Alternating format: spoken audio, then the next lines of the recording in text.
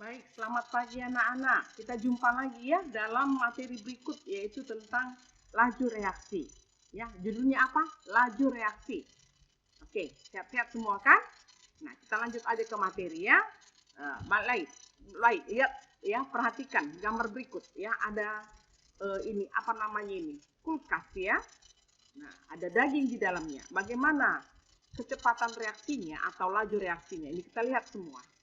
Kenapa ditaruh dalam kulkas, dalam pendingin? Nah, kita lihat lemari pendingin makanan ini digunakan agar bahan makanan dapat tahan lama dan tidak cepat membusuk. Mengapa hal itu terjadi? Gitu ya. Mengapa hal itu dapat terjadi sehingga bahan makanan itu tadi tidak cepat membusuk? Dalam gambar kita lihat. Lalu kita lihat lagi. Ya. Nah, ini yang mau kita bahas. Jadi sebelumnya itu kita harus bahas dulu tentang konsentrasi, yaitu kemolaran.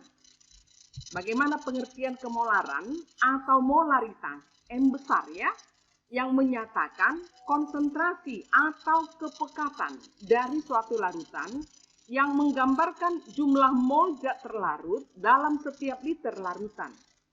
Ya, jumlah mol zat terlarut dalam setiap liter larutan. Nah, apa rumusnya? M sama dengan N per V. N adalah mol, V adalah volume. Atau M sama dengan gram per NR, ini adalah mol, kali 1000 per V, volume, dalam liter ya nak? Oke.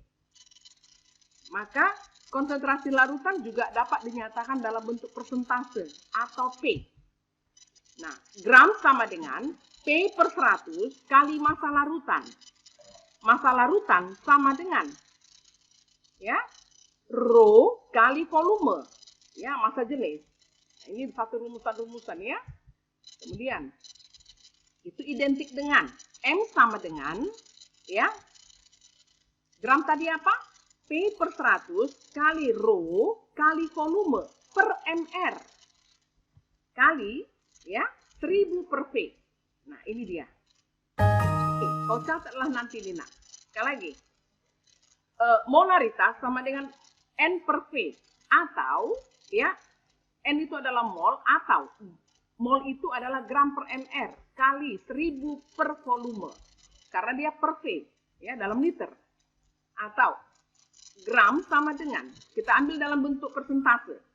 Ya, gram sama dengan, ya, P per 100. Namanya persentase per 100 ya, P per 100 kali massa larutan. Nah, bagaimana mencari massa larutan dalam massa jenis? Massa larutan sama dengan rho kali volume. Ya. Maka kita masukkan rumusnya. M sama dengan P per 100 ya.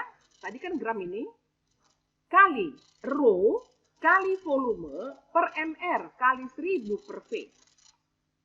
Oke, nakku, atau M sama dengan ya 10 karena ini 1000 dengan 100 dibagikan menjadi berapa? 10 kali P kali rho. P itu persentase ya kali rho massa jenis per mr, ini singkatnya. Maka ya M atau molaritas sama dengan 10 kali persentase dari larutan tersebut kali massa jenis larutan per mr. Nah, inilah turunannya. Pas? Oke, kita lihat. Contoh soal. Terdapat 100 ml larutan NaOH 4% dengan massa jenis atau rho sama dengan 1,1 gram per cm kubik. Nah, jika Mr NaOH sama dengan 40, tentukan kemolaran larutan NaOH tersebut. Maka kita selesaikan. Massa larutan NaOH sama dengan rho kali volume sama dengan berapa tuh? 1,1 gram per cm kubik kali ya 100 ml. Ya. Maka dapat berapa dia? 110 gram. Itu massa larutan NaOH. Maka massa NaOH terlarut sama dengan ya 4 per 100 kali 110 gram sama dengan 4,4 gram. Lalu M sama dengan gram per mr kali 1000 per V.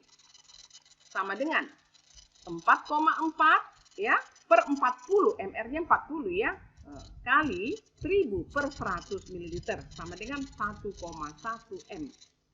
Jadi kemolaran larutan NaOH adalah 1,1 M. Gampang kan? Nah ini sudah jelas, ada persentase, ada volume, ada massa jenis. Oke nakku, sampai di situ. Bagaimana kita membuat larutan sekarang? Untuk melarutkan zat padat, kita tentukan kemolaran dulu dan volume larutan yang diinginkan. Yang kedua, kita hitung massa zat yang diperlukan dan ditimbang dengan tepat pakai timbangan analitik. Nah ini, larutkan zat yang ditimbang dengan air pada labu seukuran. Ya ini, ya ini labu seukuran ini adalah ukuran dari kimia analisis ya. Oke. Nah, kemudian kita tambahkan air sampai volume yang diinginkan dan kocok ya 20 kali.